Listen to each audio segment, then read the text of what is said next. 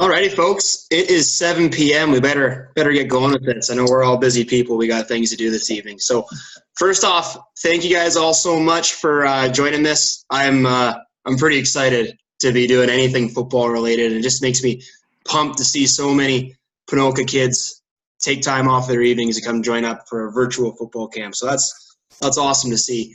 Before we get going through our itinerary, there's a few rules that I'm sure you guys are familiar with your school's online schooling that I want to make sure that's consistent for all these Chalk Talks, just so that we're efficient and we're getting through these things, making a good use of our time. So first off, I know it can be kind of uncomfortable, but I do want you guys to put your videos on. That way we can all see each other. We're all holding each other accountable. That way we're all on the chat when we're on the chat. Secondly, let's all make sure that we're muted when we're not speaking. That goes for coaches and absolutely everyone. So if you're not talking, make sure you're muted.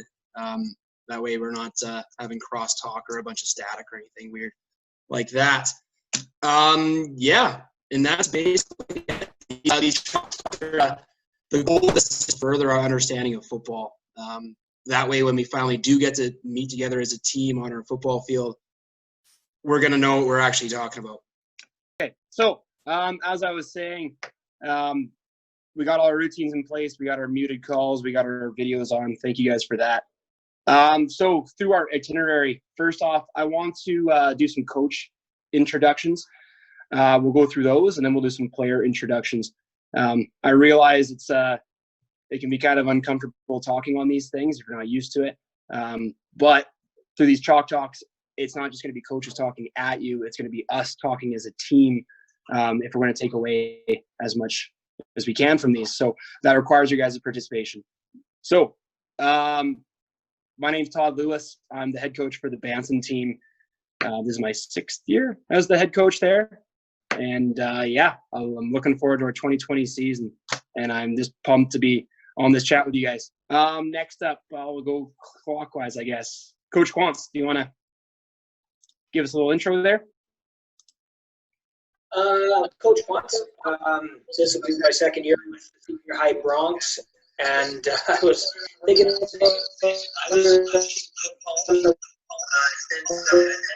home today.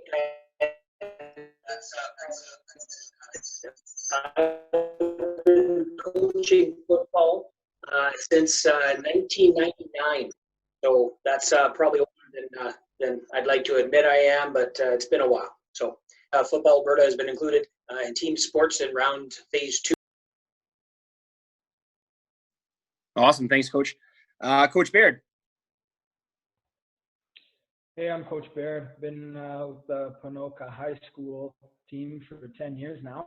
I helped start that program, move it from 6-man when Coach Lewis played to 12. Why can I not hear?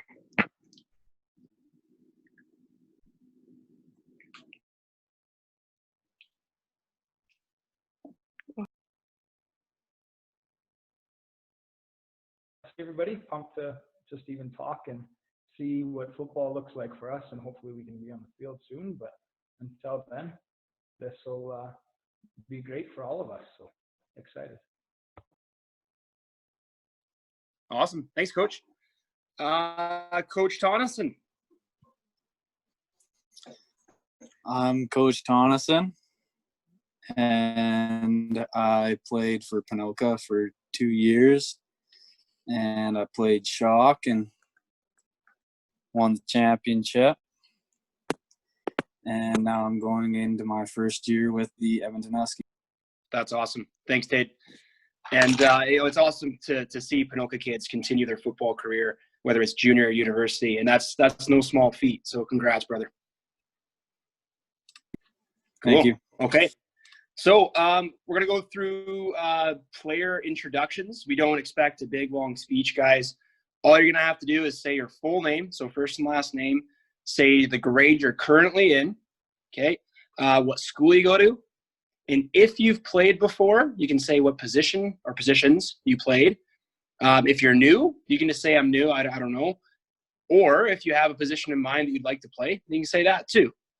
Okay, so I'm going to start in the top left and just go left to right. So, Kieran, that's you, brother. My name is Kieran Poncelet Nicholson. I've been playing football for 6 years. Positions I played were wide receiver, corner, and QB. And I'm looking forward to the 2020 season.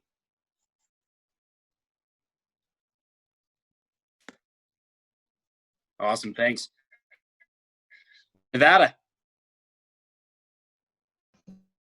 Hi, my name's Nevada LePret Cardinal, grade DN. Awesome. Cole Williams.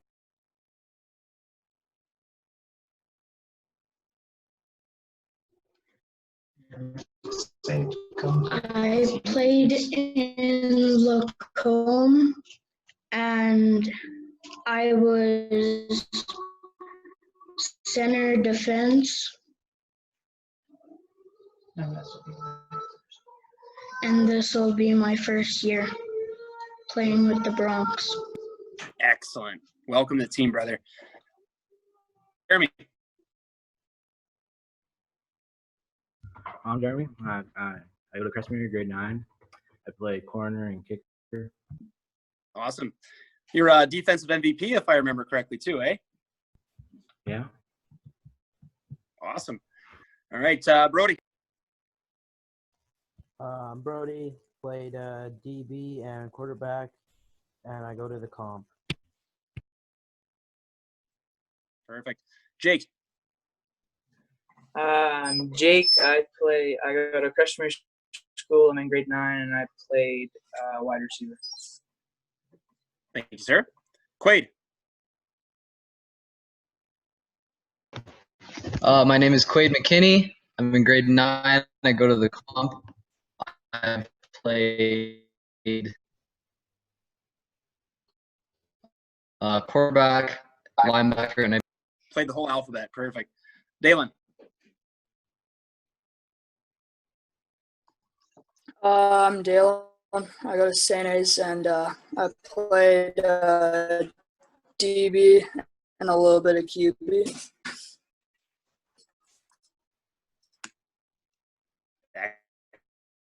Excellent. My name is Dathan Hydash, and this is my 2.5 year because my mom pulled me out, but I'm looking forward to playing for the 2020 season. Excellent. Welcome back, brother. Thank you. I'm Weston Potts. This is my first year playing Bronx football, but I've played wide receiver and flag and quarterback and flag. That's my first year in Bronx. Awesome. Welcome, Weston. Easton. My name's Easton Sorensen. I go to Pinoca Elementary School. I'm in grade 6, and I've never played football before. Well, that's awesome, dude. I'm glad you're here. Welcome to the team. Okay, who do we got next? Luke Buffalo. Hi, my name is Luke Buffalo. I played 1 year at Bentham Bronx. I go to Sampson High School, and I play running back. Excellent. All right. Addison. My name is Addison McKinney. I go to Pinoca's secondary campus, and this will be my 2nd year playing football.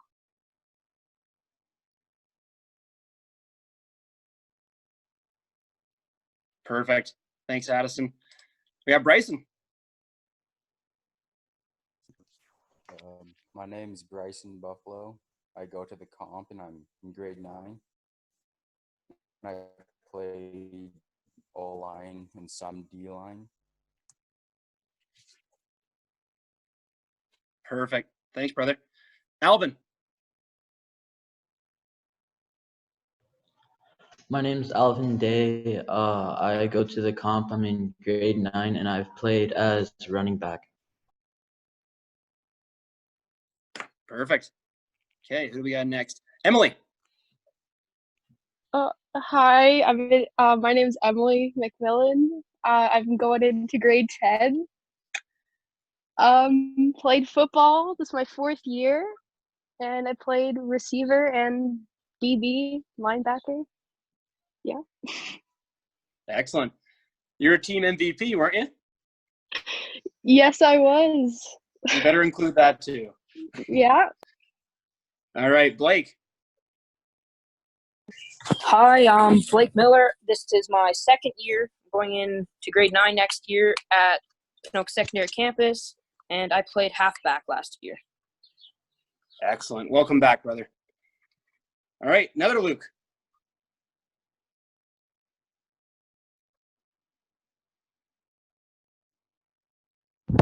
Luke Dornward, and this is my 3rd year playing, and I played linebacker and O-line. Excellent. That's awesome, brother. Hey, would you mind getting your video on there, Luke? Just so we can all see you. Thanks, man. Next, we got Rylan. I'm Rylan. I'm in grade 7. I've never played football.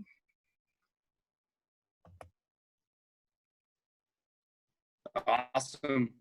Welcome to the team, brother. Glad to have you. Yo, I'm here. Next up, we got hey, not too bad. Hey, I'm gonna put you on the spot since you just joined up. We're doing player intros. So say your full name, what school you go to, what grade you're in, and what positions you've played. Okay, well, my name's Carter Karwandi. I go to Pinoak Secondary Campus. I'm currently in grade 8, and I've played tailback and it's on the tip of my tongue, but I've received the ball a couple times. Kick receiver. Oh yeah, you get the rock. Yeah. Awesome. Thanks, brother. Welcome back. Carson. Hi, I'm Carson. I'm in grade 6, and I play D-line. And I go to St. A's. Excellent. Welcome back, brother. All right. Did we miss anybody? I think that was everyone.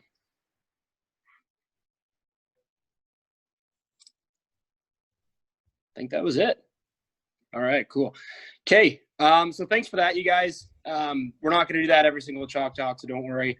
That was just important just so we all know who we are, what school we go to, have some background on each of us, and, you know, kind of break the seal so that we're a bit more comfortable talking on these things. Because, again, as I said before, these aren't just coaches talking at you. These are discussions, right? We're all going to learn football better together. So in order to do that, we got to be able to talk. So thanks for those intros.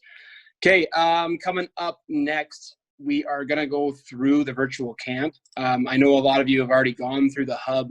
You've gone through all the different parts to it.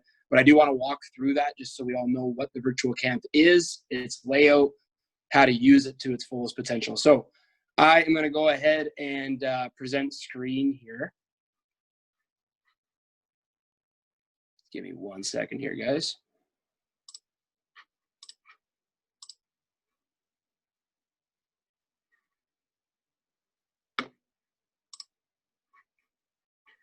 All right. Okay. So as I've said in the emails, the hub is going to be your main spot to go to orient yourself around this virtual camp. If you're unsure of when the next Chalk Talk is or when the workout is or anything, you go to the hub. The hub's your first stop, okay? On the hub, the most important part of it right here is the spreadsheet, okay? It's going to tell you what's happening for each week. So we're in the week of June 8th. You're at the Chalk Talk right now, okay? The next thing that should be on your schedule is our team workout on Thursday, okay? So this team workout is going to be a live workout. We're all going to be doing it together over Zoom. So it'll be the exact same thing you're doing right now. You're going to call in. The only difference is that you're going to make sure you have some space, so your living room or your basement or your bedroom or wherever. Make sure it's cleaned up. You're not going to be bouncing into anything or breaking anything, okay? And make sure you have some athletic clothing on. Shoes inside is weird, but it's a good idea, okay? You have some good runners or something too. That'd be good to have on as well. The workout itself is going to be interval based, so that means it's going to be timed. So each exercise we do is going to have a certain amount of time associated with it. So for example, it might be 30 seconds of burpees. So within those 30 seconds, you're going to do as many burpees as you possibly can.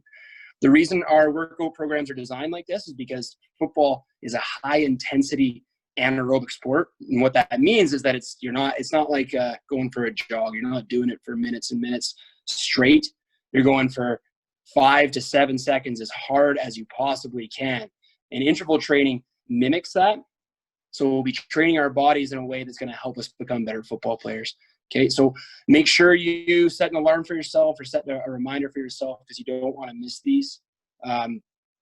This pandemic has trapped a lot of us inside, and as a result, our conditioning is going down a little bit. So these team workouts are going to be absolutely essential for us to get in shape, get conditioned, so that when we do get to have our spring camp, we're going to be in good shape. It's not going to be as painful as it would be. Okay. Next up, we have at-home exercises. So this one is independent. You're going to be individually doing these on your own. Okay. My poor computer is loading really slowly. Okay, so these ones, the recommendation for you guys is to do 3 of these workouts throughout a week. Okay, so there's 3 different days here.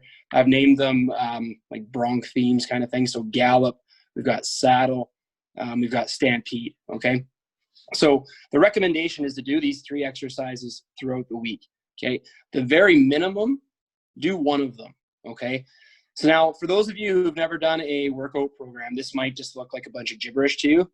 Don't worry, okay?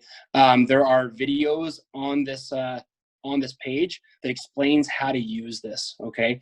I'm going to take 30 seconds and I'll do a quick little cribs note of it right now, though. But every single time you choose to do this exercise, you're going to start with a warm-up. Don't just go right into the exercise. You do need to do the warm-up. The good news is this is a pretty efficient warm-up. It'll take you a whole minute to do it. So make sure you do the warm-up. Following the warm-up, you're going to go into your actual workout, okay? Now, there's 2 things you can do. You can print off these workouts, so you have a pencil and the paper itself, or you can just make a copy. So you go File, make a copy, and then you have your own that you can edit. The reason you need to do that is because you need to record what you do for each of these exercises, okay? So for example, in gallop, the very first exercise you're going to be doing is a square hop. Okay, and if you don't know what that means, you'll click on the instructional video. That video will show you what to do. Okay, so you do this square hop for 10 seconds. You'll take a little 20-second break, and then you'll do another 10 seconds on the other leg. Okay, and let's say you had 10 reps on the left leg, 11 reps on the right. You'll write that in there. Then you go to the next exercise. You've got 30 seconds to do high hip bridges. Let's say you do 40. You write in 40, and so on and so forth. Okay. You do that for your entire first set. Okay, you complete it. You write down all your numbers, how many reps you did, and then you'll do your second set. You'll do it again, and you'll write down your numbers.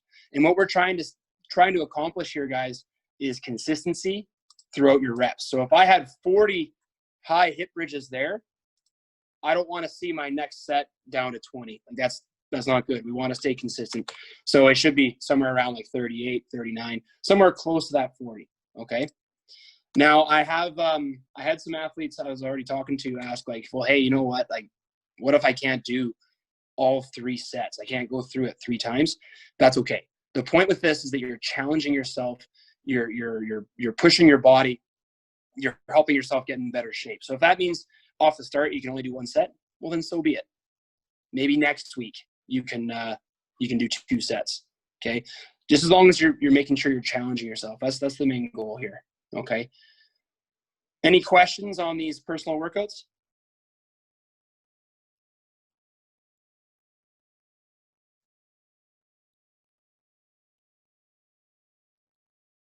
Okay.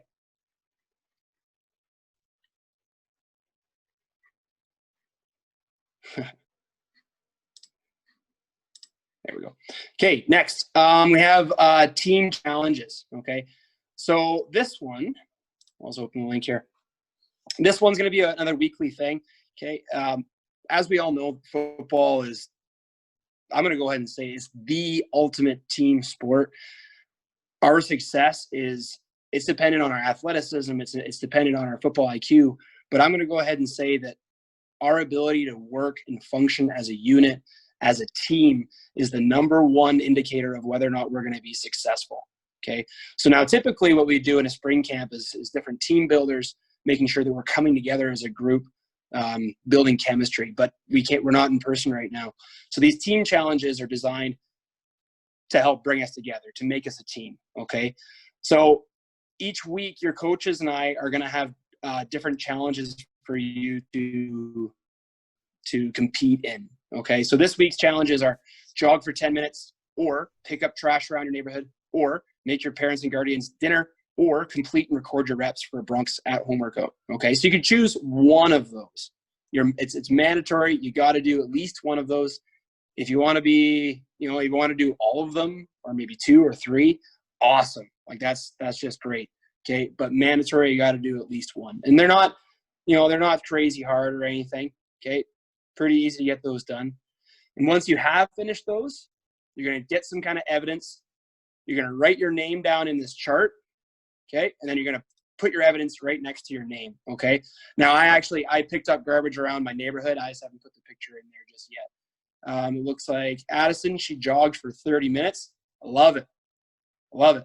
Okay. So that's great. So everyone who's on this chat, everyone who's on our team is going to be doing one of these challenges throughout the week. Okay. And that's awesome. Okay. So why are we doing this? Well, we're doing these different challenges either to build our fitness, to build our football IQ, so further our understanding of the game, or develop our citizenship, how good of people we are in the community, how good of team people we are. Okay. And last, one more incentive for you guys. Whoever, or the following week rather, we're going to review all these different challenges. We're going to vote on who we think did the best job, one for the Bantams and one for the seniors. Whoever wins that is going to win a team bucket hat. Okay, so these ones are brand spanking new, printed from Modine's. Okay, so if you like bucket hats like I do, I love bucket hats. There's a little more incentive for you. Okay. Any questions on the team challenges?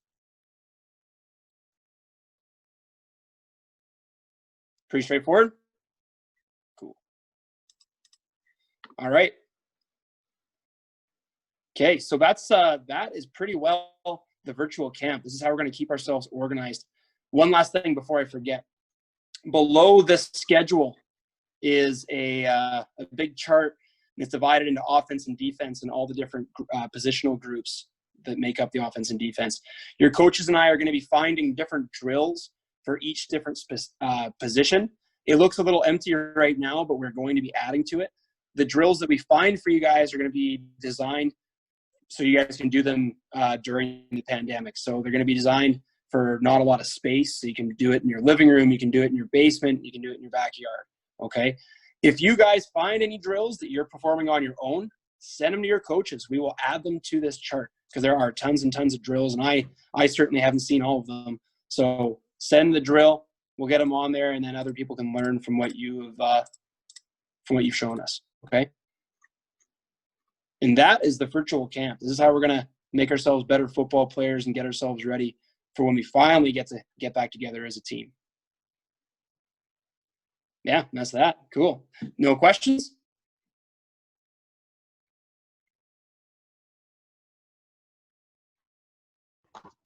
I have one.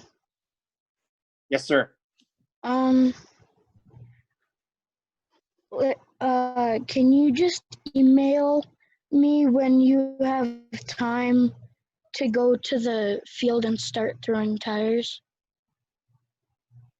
For sure, brother. Yep. I'm going to write that down right now. Okay. Thanks for that, Cole. Okay, I'm going to turn it over to Coach Quantz. He's going to talk about offense and show us some zone blocking and get us going on that. Now, don't worry. If you want to take notes, that's awesome. That's a really good routine to get into as a football player, is taking notes when your coach talks. Nothing wrong with that, but I am also recording this video, and I'm going to post it for us all to see too. So if you miss something, don't worry about it too much. This will be recorded. This is recorded, and this will be shared with you. So I'll turn it over to Coach Quantz.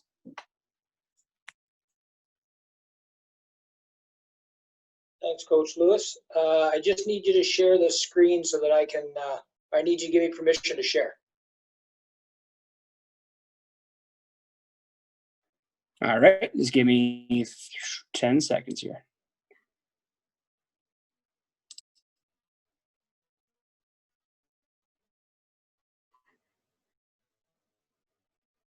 Okay. Try it now.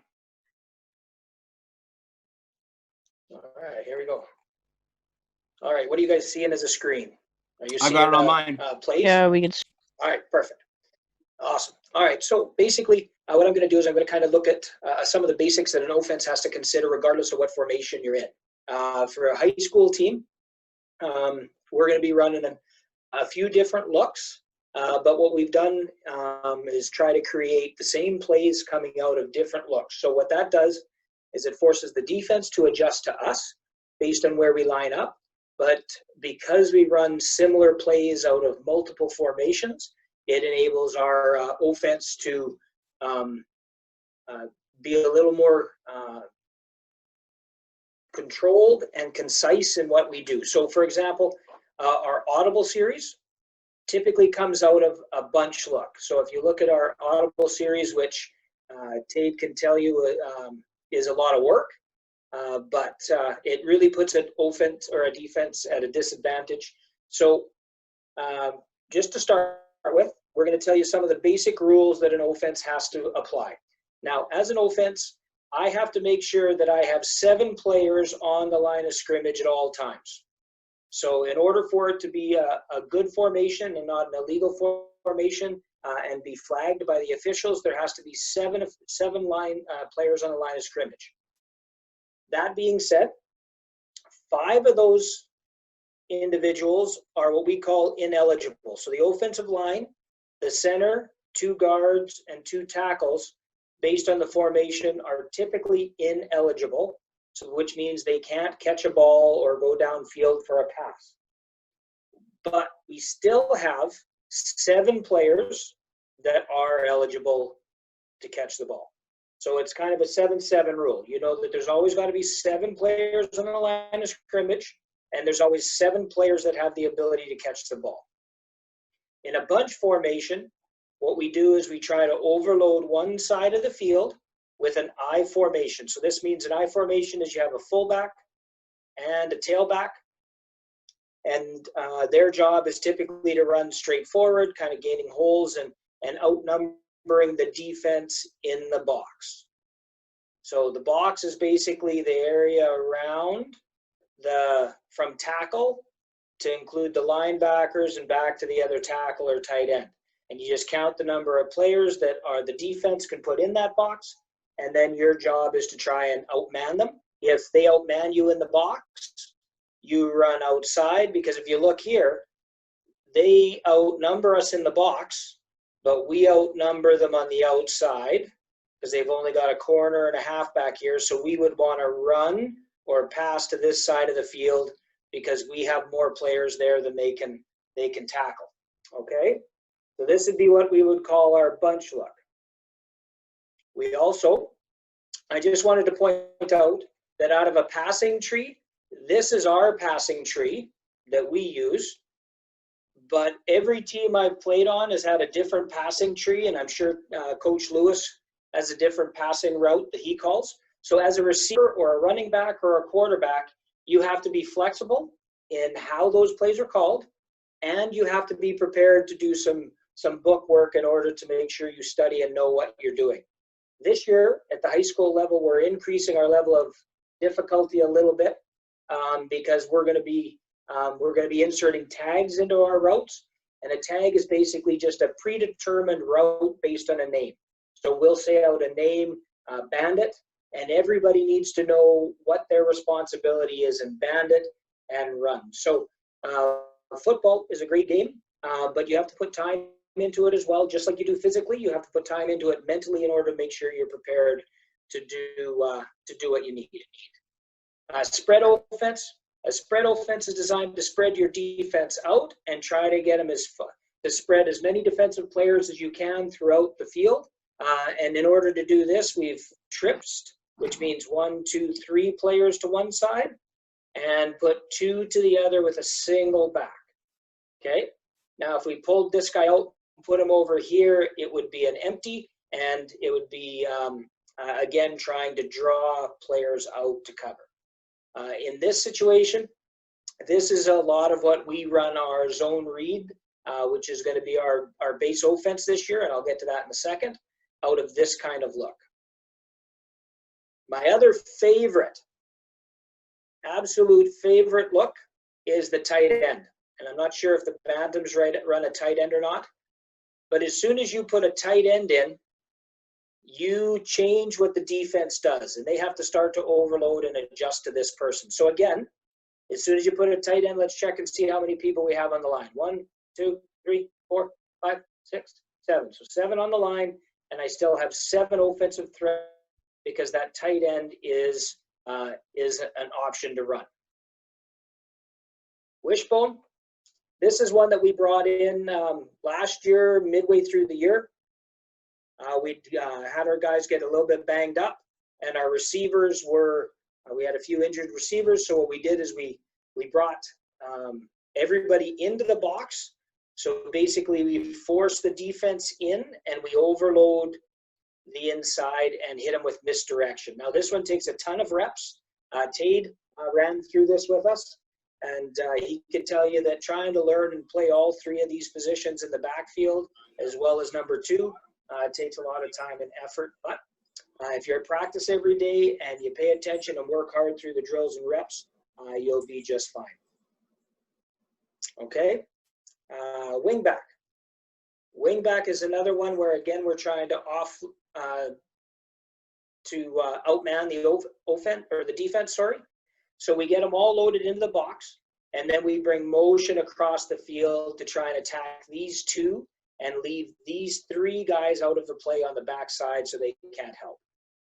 Now that all sounds pretty technical, but I'm going to take you back to one of these plays before I start showing you a couple videos to make it a little bit easier. So if you look at our bunch system, all that really happens on this play, our receivers will run their routes. So these would be slant 9s. And we got ourselves a nice flag with a hook underneath trying to get to open spots. In this formation, you're seeing the offensive line basically block what's called man blocking. Because it's a pass play, they cannot go to the next level and engage a linebacker. They have to stay within a line, within a yard of the line of scrimmage. So they're going to stay in there nice and tight, and they're going to try to protect the quarterback in order for him to throw the ball to one of these guys. Now, I'm sure there's a ton of questions there, so I'm going to go to the video so we can have a look at the video first, and then we'll jump back. So can everybody see the video? Blake, I can see you on my screen. Give me a thumbs up if you can see the video. Awesome, thanks, buddy. So this right here is the wing back, and just like you can see from the video, the wing back, or the wishbone. The wishbone is definitely an older system, and it's from back in the old Smash Mouth days where they just ground and pound the ball. But the beauty of this is that if you run it really well, you can run it with a couple different fakes or play actions and force the defense to stay home and then outman them. So this is what it's going to look like.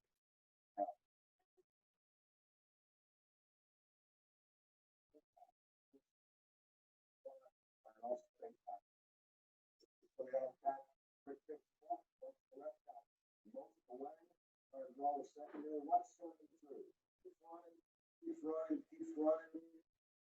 Right down there where the running back is. You have a big kid that can run, get out on a quick pitch. Makes the play very, very successful. We're going to run a couple more. I think we're going to go to the right. We're going to use motion, give us an extra blocker. Notice we're going to get an extra blocker with our fullback. Watch our tackle pull. He's out there. He cuts inside, back outside. Again, this is one of our slower halfbacks, and you can see the amount of yardage that he got on that play. A lot of this is due to the fact that it's going to be tackle and a tight end. There's going to be another one. Watch the tackle. 73. Watching. Great cut by the running back. So you can see by that, when we get to our, where to go, right here. Because you have 3 players in the backfield, the defense has to load the box. The defense has to load the box because if you come straight forward, they have to be prepared to block. You've brought your guys inside, so you've got a double tight set with nobody on the outside. You still have your 7 men on the line of scrimmage, but now these guys demand where are in control where the defense goes. This guy and these two players, so the up back and the fullback, are going to come across. What that does is it pulls two linebackers or two secondary players out so they can't pursue when the ball actually goes the other way. And you freeze the linebackers to watch because they're still responsible for the quarterback. So as an offense, your job is to try and force the defenses into positions they don't want to be and give yourself the opportunity to attack them where they don't have numbers. So now in this one, you're looking at power I. Now this offense is not quite as restrictive as the wingback, and the power I is designed for just straightforward running. You got a QB under center, 7 guys on the line of scrimmage, with a fullback that's going to lead the tailback through a designated hole in the line of scrimmage. So we're going to tell the offensive line where the ball's going. That fullback is going to find that gap and lead the tailback through the hole. The fullback's job is to open the hole or engage a linebacker if we can at the second level. Let's see how these guys do.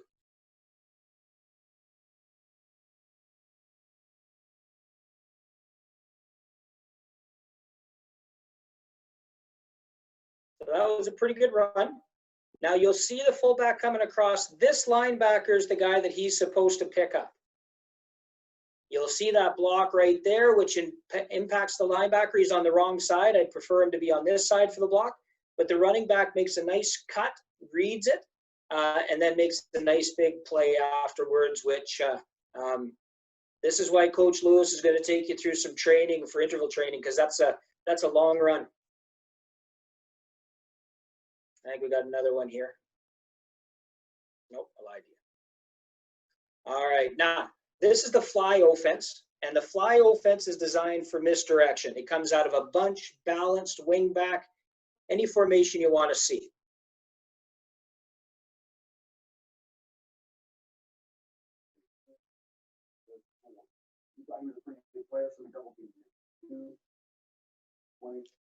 This is your wing back right here that's going to come across. He gets the ball, he gives up some yards to set up the blocks, and then he's got to get upfield.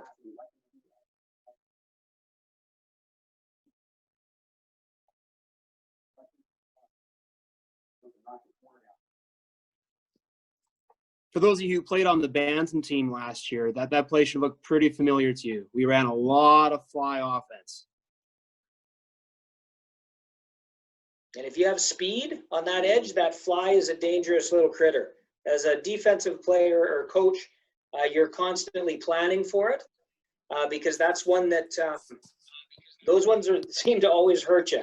If a team likes to run a fly, it tends to bite you in the butt from time to time. Okay, now the next one. This one is the zone read. Now, for the senior high team, we're going to be doing a lot of the zone read, and a big piece of that is the fact that we aren't exceptionally large, so the inside wishbone, smash it down your mouth isn't going to really be a great option for us. We're going to be a bit young, so again, that's one where we want to keep most of our plays controlled and within 20 yards of the line of scrimmage. So that's really what the zone read is. We'll also run a little zone RPO out of that, and I believe that's what this play is a little zone read pass action or play action pass. So this is what an RPO looks like, and an RPO is a run pass option. So as we go through this, the quarterback is going to be handing the ball off. If the end, he'll read the end and the halfback. If they give him a certain sign, he'll throw the ball to them. He'll pull it out of the running back's stomach, throw it to the receiver, or run it himself and let the running back go. So I'll let you have a look at what that looks like.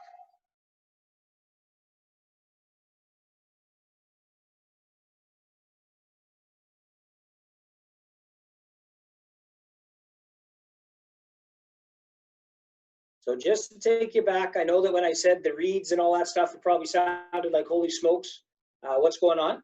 But really all that happens on this play is the running back's going to come across the body, and what he should do is get to the center of the field. So he's going to come across in front of the QB and then run basically toward the center's butt. And then he's going to decide whether he's going to bounce it, which means he goes back against the grain, whether he's going to bend it, which means he's going to go toward the side he's going to do, or bang it, which means he's going to hammer it straight up. So as a running back in this system, you have to make reads once you get the ball and are going to the line of scrimmage.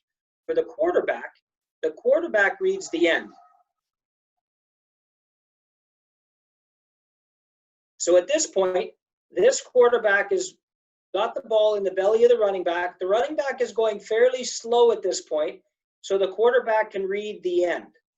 Basically, what he's seen is that the halfback here is jumped up into the play on a blitz. What that means is the slot back on this side is going to be open and a hot. So this is the run option to the pass. So he sees that the halfback is committed, and now he's going to pull the ball out of the running back's belly and throw it. If the halfback was to sit here, the end's doing a good job of containing. If the halfback stayed, he'd just give it to the running back, and look at that hole right there. It's a beautiful little hole. But in this case, the pass was the correct read.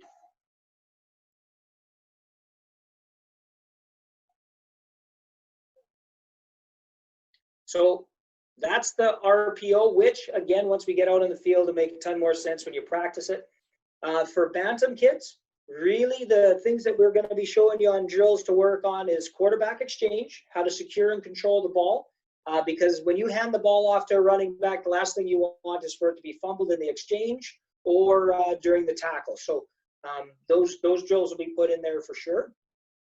And then, I'm not sure what's going on. Okay, here we go. And then I've got some drills here. Coach Lewis, did you want me to show some drills, or is there something else you want to do? Coach, that looks awesome. We are kind of getting close to the end of our time. Maybe can we post those drills onto the hub? Absolutely. Perfect. Yeah, we actually better start shutting her down. We don't want to go too long on these. But that looked great. Thanks, I'm going Coach. to stop sharing.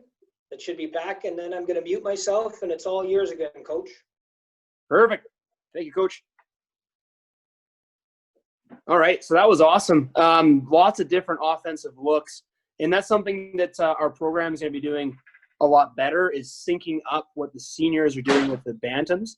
That way, when you finish your Bantam career, you go to the senior team, you don't have to learn new terminology, you don't have to learn new things. It's already been taught to you in Bantam. So this year, we're going to be doing a lot more syncing up with what the seniors are doing. This is going to make us a stronger football town as a result. If some of that terminology didn't make sense to you, don't worry, right? There's a lot of terminology and there's a lot of different things in football that you are going to learn. You just got to put the time in, like Coach said. Okay, it's not just doing exercises and getting physically fit. It's getting smart. Football is a thinking sport. So before I let you guys all go, I just want to remind you that our team workout is on Thursday at 7. Make sure you're ready to rock and roll 5 minutes before. So sign up 5 minutes before. Make sure you've got your athletic clothing on. You're ready to do a good workout. Drink water leading up to that, okay? Make sure you're ready to get some physical fitness in. If you're a little worried about the workout, don't, okay? It's going to be as hard as it's going to be as challenging as you won't. It's designed for everyone to be able to do it. So no worries there. Okay. So I will see all of you guys Thursday at 7. And yeah, it's going to be great. Okay. Any last comments or questions before we all sign off? Will we get a once we get a little bit further along in the camp, for sure. Yeah, we'll release a playbook for you guys. I'm going to be working on kind of like a basics playbook that's going to talk about different positions on offense, different positions on defense, just to break it down even further. And that way, if it's like, what's a halfback, you'll know. Is that fair, Dathan? Oh, yeah, for sure. Perfect. Thanks for asking that, brother. Yep, no problem. Any other questions or comments?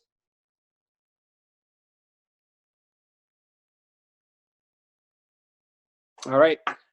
Before we sign off today, I don't know if you guys were watching the news or not, but stage 2 was officially announced today. So that means that they're reopening the province to new things that were closed down before. And good news for us is that some of the stage 3 things that were supposed to happen in August are happening now, and that includes team sports. So we don't know for sure what that looks like for football. On Friday, Football Alberta is going to release a statement as to when we can practice, what our practices are going to look like, when we're actually able to play against other teams again. So Friday, cross your fingers for some good news. I've got a good feeling, though. So I'm really glad we started up this virtual camp. We'll get a couple weeks of some good mental football IQ stuff in, and then we'll hit the ground running. And I promise you, other programs aren't doing this, so we're ahead of the curve. So thank you guys for giving us an hour of your time. Thanks for being committed to the program. I'll see you guys on Thursday.